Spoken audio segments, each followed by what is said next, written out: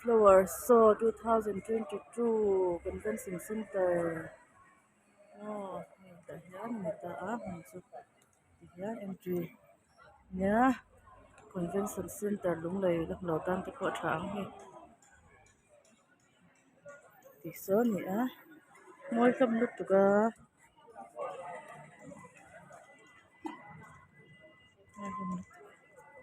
Okay.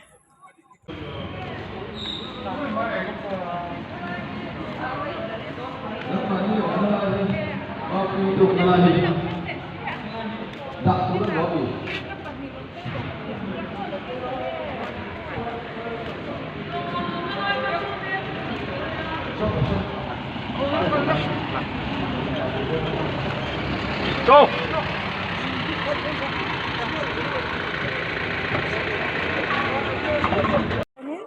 Azuar ho lampang so.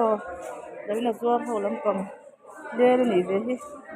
Len ho hi Christmas par po. Moi kap mai. Christmas par poi setya ho. So moi ko mai. Azuar ni moi ko. Chup sim. Ante door ke an engza bangen tireng ron tan ro. Hey, làm ăn mams tối chị con môi cục này cô môi lục tục plante so đỏ đủ tan con đỏ chum chum thấy môi lục tục so môi em này nè bây giờ thì mams cái gì à tối chị tên này tối chị hông Ana insult ko. Christmas party môi cái tia cái chú mò môi tối tết đến ông thân anh môi big sang quý ai chứ pot lắm tầm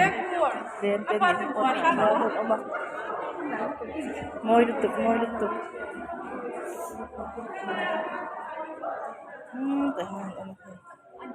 môi em này nhỉ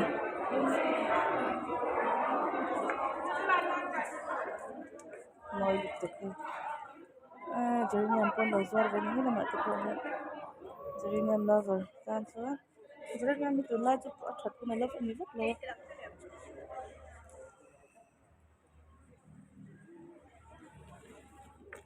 lei florist fair he tahan Emporium Lampang ya amoi lam le me he hi third prize ya hi fellow third prize for moi hi second prize ya hi second prize mo and I third prize ya dan first prize thalo lutuk so moi sin Emporium bi kan ni he Emporium bi kan ni he moi kamania bone quý gà lo hết chút nào môi em mà par om lâu thu ngá hay chỉ consolation prize đó ngá anh mà rất có môi thầm nhỉ anh Korean bị cái nhỉ bon hôm đấy mày hay hi rubber plant hao anh nhá rubber plant hao anh môi tập anh nhỉ nhé tại sao liên lúc par hao anh nhá liên lúc par hao anh nhỉ một năm làm khóc này anh phải sẽ thì hi xe thế mình có môi được tục itu ni ada pun tani jadi nyam hi ken vetak lo ha jadi nyam ha wan hi third prize nya jadi nyam ah hian chuan hi second prize oh jadi nyam hi lo da ve chu lom ka do ve do ni kada ta lo jadi nyam ka ba ui tak hi second prize wa hi third prize nya oi second first prize hey Jerina first prize so moi khóc đấy Jerina first prize anh nào vui rất big đâu này như qua thì cái nào đã về tận mấy đâu này con quay tập sẽ thải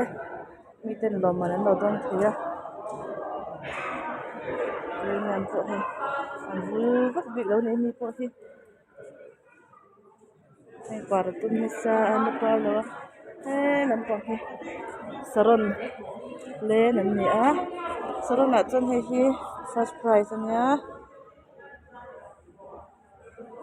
này vui vất kia là kun lâu chứ ta môi cầm khóc mấy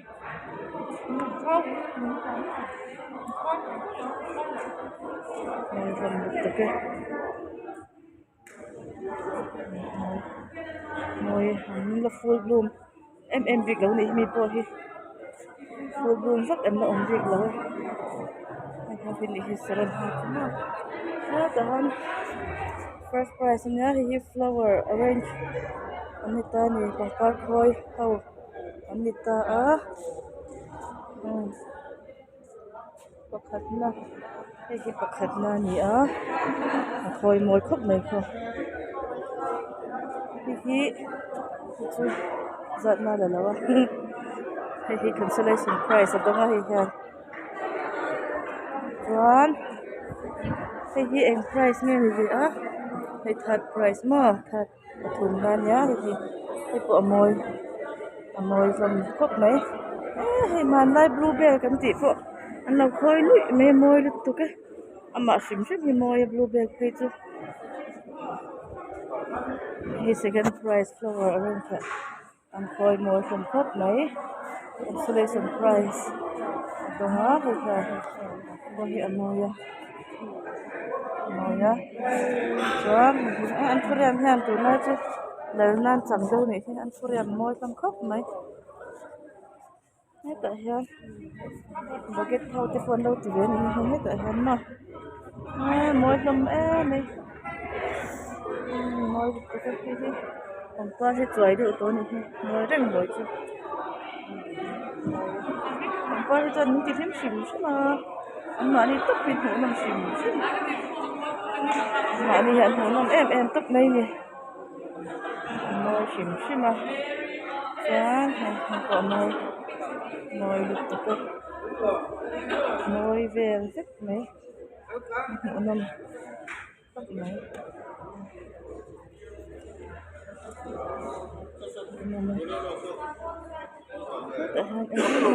ถ่ายทำเต้นด้านนี้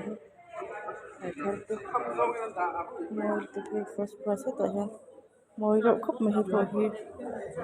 artistic ประคัดหน้าร้านนี้ให้เห็น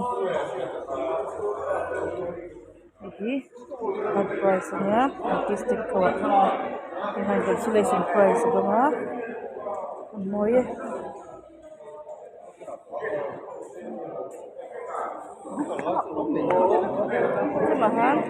Lahan bonsai bonsai hau pon son sa he bonsai hawa ha mi te he khat na ni ra hi bonsai na long khat na hi second prize na bonsai la matui mi tan chuan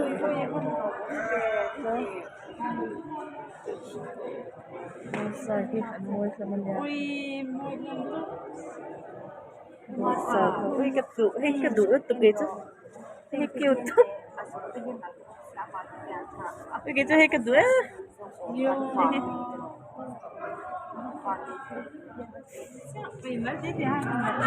môi làm trò môi làm ấy này bonsai chọn hũ nằm xỉm suốt mà đi không nè anh thiểm tức chứ anh bị quý lắm kêu tức này parvel par te kan zoom nak an moi vel vak mai moi lo vek bambu lama ba hi mau bonsai ni hi third prize ni hi bambu hi moi te ko moi ko singkum bambu moi te kin kota an dan ni moi te hi pathum na donga hi kan moi em Hihan consolation prize donga kan hihan mo moi vel cái pe no nam ra to ma he ti thiam si hihan te ti thiam to pa ni chu Hay quay môi lục tục.